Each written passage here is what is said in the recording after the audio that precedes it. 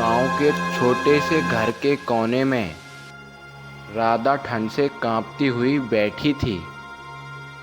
उनके हाथ पैर कमज़ोर पड़ चुके थे।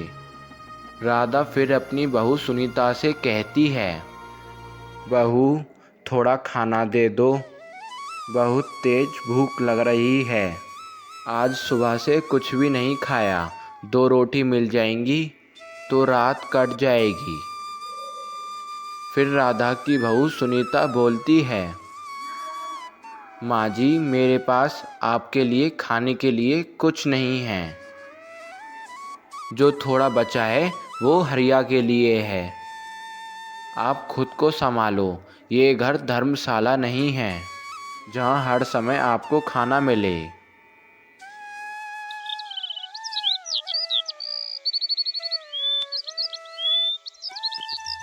अगले दिन राधा भूख से तड़प रही थी। उसने फिर से अपनी बहू सुनीता से खाना मांगा। बहू क्या आज खाना मिलेगा? फिर सुनीता कहती है, आप क्या हर वक्त खाना ही खाती रहती हैं? यहाँ कोई खाना नहीं है। मैंने जो बनाया तो वो सब खत्म हो गया है। सुनीता फिर सोचने लगती है, अरे इस बुढ़िया ने तो परेशान कर दिया है। इसे किसी भी तरह इस घर से बाहर निकालना होगा। लेकिन कैसे? मुझे कुछ ऐसा करना होगा जिससे ये खुद पे खुद इस घर को छोड़कर चली जाए। सुनीता कहती है, माँ जी आप सिर्फ हर वक्त खाना ही खाती रहती हो। काम तो आपसे कुछ होता नहीं है, बस बैठे बैठे खाओ और पैसे उड़ाओ। राधा कहती है, बहू ऐसा क्या हुआ है? तुम ऐसा क्यों कह रही हो? ये सब सुनकर हरिया अपने कमरे से बाहर आता है। सुनीता उसके पैरों की आहट सुन लेती है और ज़ोर से चिल्लाते हुए झूठ बोलने लगती है। आपने मुझे थप्पड़ मारा। हे भगवान, इस औरत ने मुझे इस उम्र में थप्पड़ मार दिया। हे भगवान तू ही इंसाफ कर। राधा बहुत ही ज़्यादा डर जाती है। राधा फिर बोलती है, क्या बहू मैंने तुम्हें थप्पड़ नहीं मारा। हरिया फिर बोलता है, क्या हुआ? तुम लोगों ने ऐसा शोर क्यों मचा रखा है? सुनीता फिर बोलती है, देखो हरिया, माँ जी ने मुझे थप्पड़ मारा।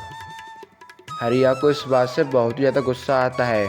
हरिया कहता है, माँ आप सुनीता के साथ ऐसा कैसे कर सकती हो?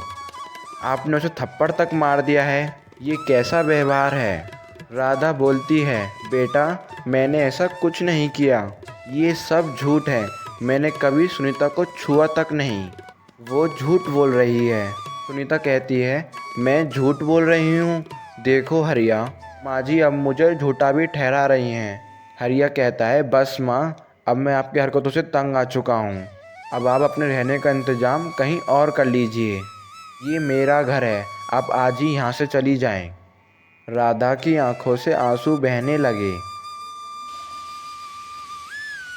राधा कहती है, बेटा अगर मुझसे कोई गलती हो गई हो तो तुम दोनों मुझे माफ़ कर दो, पर मुझे इस घर से मत निकालो। मैं कहाँ जाऊँगी इतनी बरसात में? मैं कहाँ जाऊँगी इस उम्र में? मेरा तुम्हारे सिवा और कौन है इस दुनिया में? क्या तुम्हारे दिल में अपनी माँ के लिए इतनी सी भी जगह नहीं बची?